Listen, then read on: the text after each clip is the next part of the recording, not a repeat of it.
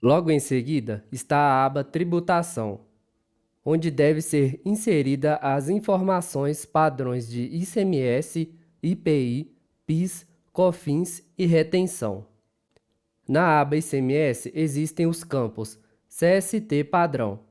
Neste campo, deve ser informado o CST de ICMS que o sistema deve utilizar quando a opção Considerar imposto da operação estiver marcada.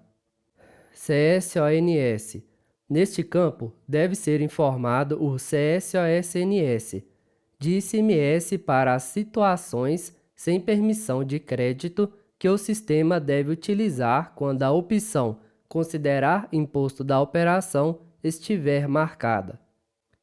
CSOSN Crédito. Neste campo, deve ser informado o CSOSN de ICMS para situações com permissão de crédito que o sistema deve utilizar quando a opção Considerar imposto da operação estiver marcada. Margem de valor adicionado. Neste campo, deve ser informado a MVA, que o sistema deve utilizar quando a opção Considerar imposto da operação estiver marcada. Redução de base de cálculo. Neste campo, deve ser informado o percentual de redução da base de cálculo do ICMS que o sistema deve utilizar quando a opção Considerar imposto da operação estiver marcada. A alíquota do imposto ICMS. Neste campo, deve ser informada a alíquota do ICMS que o sistema deve utilizar quando a opção Considerar imposto da operação estiver marcada. Diferimento. Neste campo, deve ser informada a alíquota de diferimento do ICMS que o sistema deve utilizar quando a opção Considerar imposto da operação estiver marcada. E, por fim, os campos FCP em operações internas e FCP em operações interestaduais, que determinam qual o comportamento o sistema deve ter quanto ao cálculo de FCP em operações dentro e fora do Estado, quando existe o cálculo de ICMS. E ambos existem as opções Não calcular. Quando esta opção for selecionada, o sistema não calculará o valor de FCP, mesmo que exista a alíquota de FCP no produto. Calcular apenas para consumidor final. Quando esta opção for selecionada, o sistema não só calculará o valor de FCP quando existir alíquota de FCP no produto e for uma operação com consumidor final. Calcular para consumidor final e normal.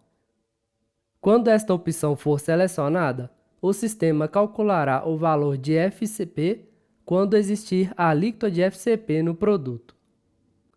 Nas operações padrões da entrada existentes no sistema, os campos FCP em operações internas e FCP em operações interestaduais estão configurados como não calcular. E nas operações de saída, o campo FCP em operações internas está configurado para calcular apenas para consumidor final, enquanto na opção FCP em operações interestaduais está calcular para consumidor final e normal. Porém, para saber a forma correta de preenchimento dessas informações em cada operação, deve-se consultar a contabilidade da empresa, pois estas operações podem variar conforme o estado e a natureza da operação.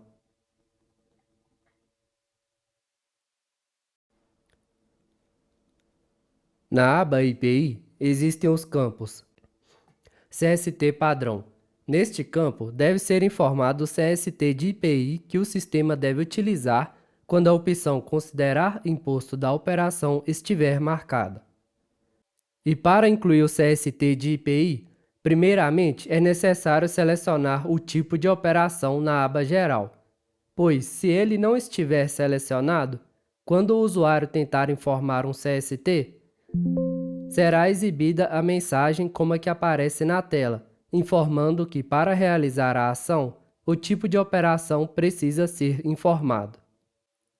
Alíquota do IPI. Neste campo, deve ser informada a alíquota do IPI que o sistema deve utilizar quando a opção Considerar imposto da operação estiver marcada. Na aba PIS/COFINS, existe o grupo PIS e nele constam os campos CST padrão. Neste campo, deve ser informado o CST de PIS que o sistema deve utilizar quando a opção Considerar imposto da operação estiver marcada. E para incluir o CST de PIS, primeiramente é necessário selecionar o tipo de operação na aba Geral, pois, se ele não estiver selecionado, quando o usuário tentar informar um CST, será exibida a mensagem como que aparece na tela, informando que para realizar a ação, o tipo de operação precisa ser informado. Alíquota do PIS. Neste campo, deve ser informado a alíquota do PIS que o sistema deve utilizar quando a opção Considerar imposto da operação estiver marcada. E existe o grupo COFINS, e nele estão os campos CST padrão. Neste campo, deve ser informado o CST de COFINS, que o sistema deve utilizar quando a opção Considerar imposto da operação estiver marcada. E para incluir o CST de COFINS, primeiramente é necessário selecionar o tipo de operação na aba Geral, pois, se ele não estiver selecionado, quando o usuário tentar informar um CST, será exibida a mensagem como que aparece na tela, informando que para realizar a ação, o tipo de operação precisa ser informado. A alíquota do COFINS. Neste campo, deve ser informado a alíquota do COFINS que o sistema deve utilizar quando a opção Considerar imposto da operação estiver marcada. Logo em seguida está a aba Retenção, onde está o grupo IRRF, que é composto pelos campos Alíquota IRRF. Neste campo, deve ser informada a alíquota do IRRF, que o sistema deve considerar para calcular o valor de IRRF nos lançamentos. Valor mínimo do IRRF. Neste campo, deve ser informado o valor mínimo que a nota deve ter para que aconteça o cálculo do IRRF. Informações complementares. Para que sejam inseridas as observações que o sistema deve enviar para as informações complementares da NFE quando se tratar de IRRF.